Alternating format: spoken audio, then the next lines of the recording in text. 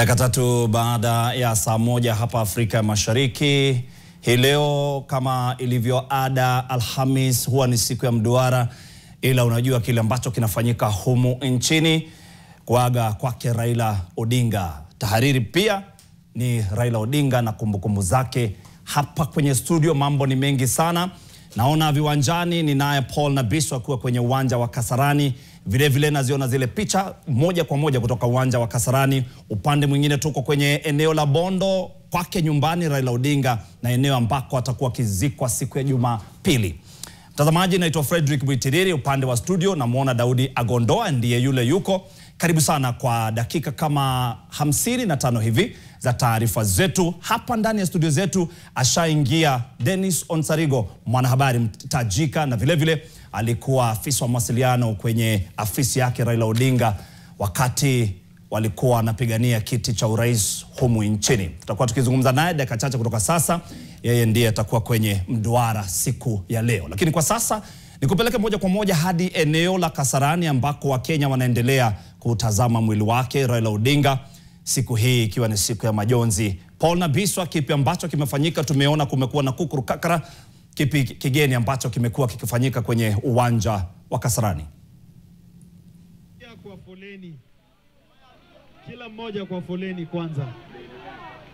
Naam, asante sana Frederick Buitiriri. Niko katika ya uwanja wa Kasarani ambako shughuli ya ili tupatie maafisa wa usalama nafasi ya kufanya kazi nzuri na kutulinda vile vile. Hapa ni shughuli ambayo ilianza dakika chache kabla ya saa 12 kamili saa za Afrika Mashariki.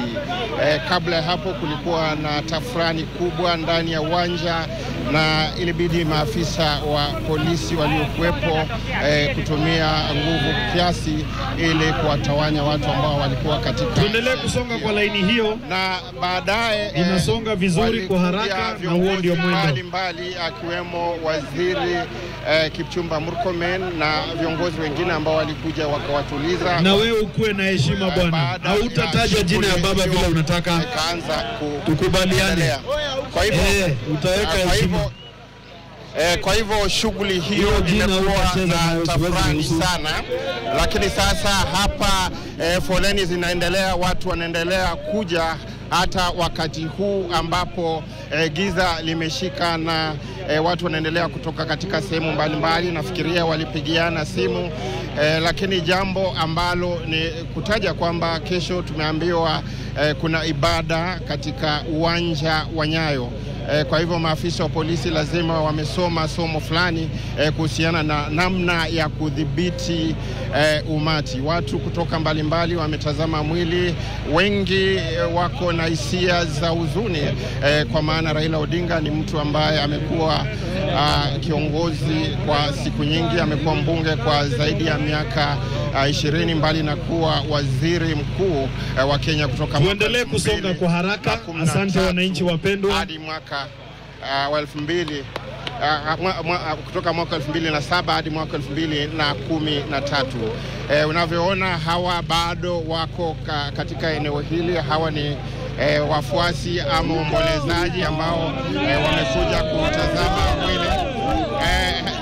Kwa hivyo sina la ziada, itabidi nirudishe shughuli hii moja kwa moja katika studio. Muendelee upande huo. Baadaye kabisa mtakuwa na Duncan Khaemba mwendo wa saa 3:30, alafu tuone kama, lakini watu bado wanaendelea, wako kwenye foleni. Shukrani. Shukran Paul Nabiso. Najua kimekuwa ni kibarua kigumu siku nzima mkiendeleza gurudumu hili la NTV na maziko yake, kifo chake Raila Odinga. Sasa tutoke kwenye eneo la Kasarani, tuvuke boda moja kwa moja hadi